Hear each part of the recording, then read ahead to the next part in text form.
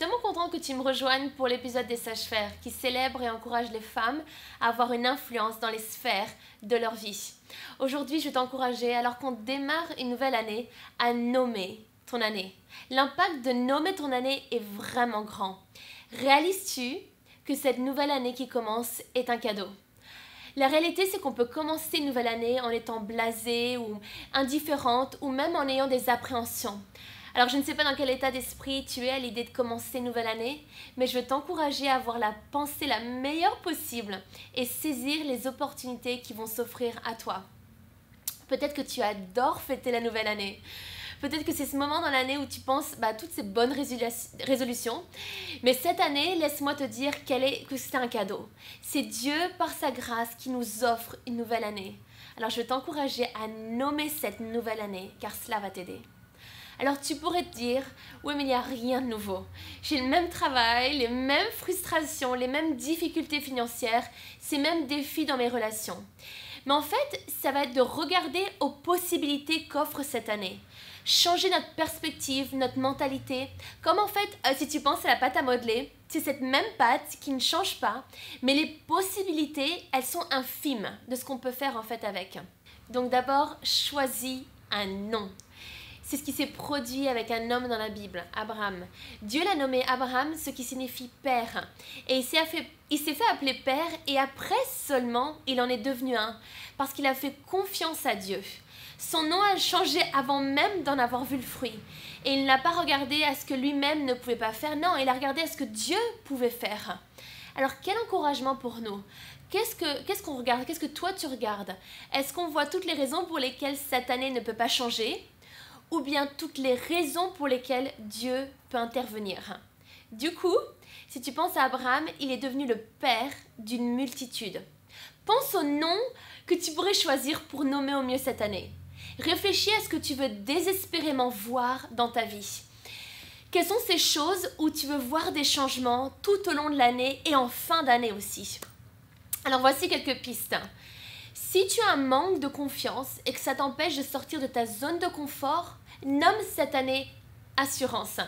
Si tu connais des inquiétudes, que tu as, par exemple, tu dors mal ou tu as de l'anxiété par rapport à, peut-être même par rapport à tes finances, pourquoi pas nommer cette année paix?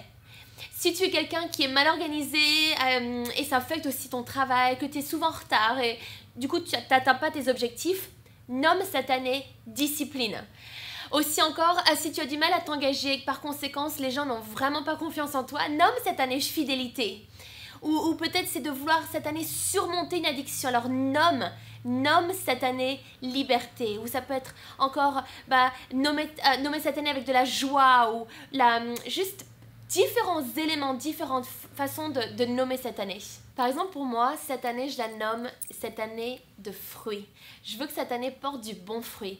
Donc ça veut dire que je ne sois pas trop occupée, pas juste une année qui est juste remplie à ras-bord, remplie d'activités qui s'enchaînent avec des tâches les unes après les autres, mais une année productive, une année de fruits. Alors il ne s'agit pas aussi juste d'y penser une seule fois en début d'année et ensuite d'oublier au point que tu serais incapable de te souvenir de cette déclaration en fin d'année.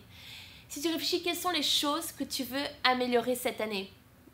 Il est peut-être question de vouloir voir certaines choses nouvelles apparaître, mais aussi parfois tout simplement c'est améliorer les choses que l'on a déjà. Aller à un autre niveau, un meilleur mariage, ton travail qui s'améliore, de meilleures relations, une meilleure santé, une meilleure façon de penser. Ça, c'est quand même génial. Alors déjà, prends du temps de qualité afin d'y penser. Pose-toi peut-être dans un endroit au calme, installe-toi confortablement, un peu comme là où je suis maintenant, et prends le temps de réfléchir à cette fin d'année et qu'est-ce que ça voudrait dire pour toi? Comment est-ce que tu pourrais nommer cette année? Et même avant de penser à tes buts pour l'année, toutes les résolutions, la plus grande question est quelle est ta cible? Quelle est la chose primordiale? Comment veux-tu avancer dans les buts de Dieu pour ta vie? Nomme cette année. L'autre chose, la deuxième chose, ce serait deviens ce que tu crois. Parce que la réalité, c'est que c'est pas suffisant de juste nommer ton année. Abraham, lui, il a cru en Dieu. Il lui a fait confiance. Tu nommes et ensuite, il faut que tu deviennes cette chose. Il faut que littéralement, elle apparaisse. Alors, affiche ce mot dans des endroits où tu peux le voir, mais tous les jours. Du coup, tu vas parler différemment, tu vas changer peut-être tes cercles proches d'amitié.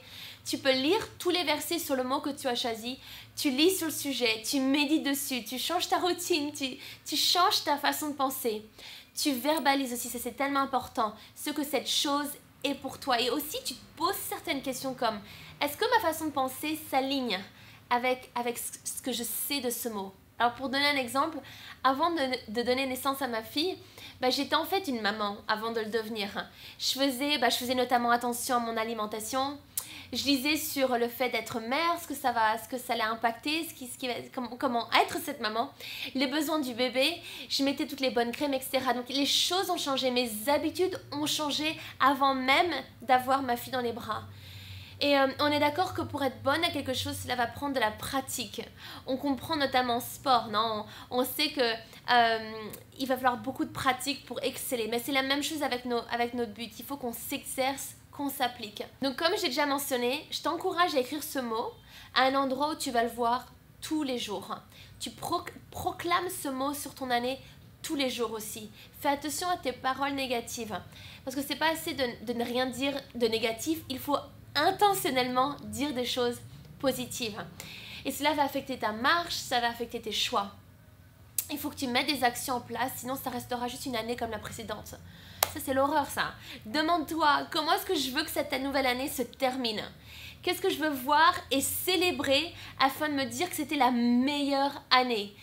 Que doit-il se produire entre maintenant et la fin de l'année? Chaque nouvelle année compte, parce que rappelle-toi, c'est un cadeau.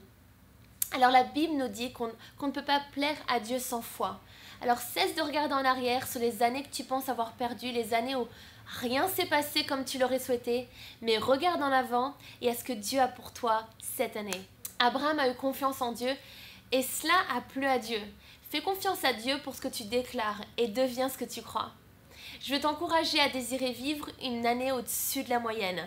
Peut-être qu'il y a des choses incertaines, ça c'est clair, il y aura des défis peut-être actuellement, des choses qui sont hors de ton contrôle, mais ça ne t'empêche pas de pouvoir rêver pour cette année. Désirer voir du changement et ce changement commence en toi. Il commence dans ta façon de voir les choses, ta perspective, ton langage, tes habitudes. Alors je t'encourage, donne un nom à cette année. Prends un temps calme, de qualité aujourd'hui, sans distraction et réfléchis à ce que tu veux voir dans ta vie cette année. Sois déterminé à ne plus refaire les mêmes choses, mais décide de grandir. Si tu continues à faire ce que tu as toujours fait, tu continueras à obtenir ce que tu as toujours obtenu. Ça va être une année incroyable, vécue avec beaucoup d'intention et n'hésite pas à faire passer ce message à des filles qui sont dans ton monde. Je te dis à très vite et merci beaucoup d'avoir été avec moi aujourd'hui.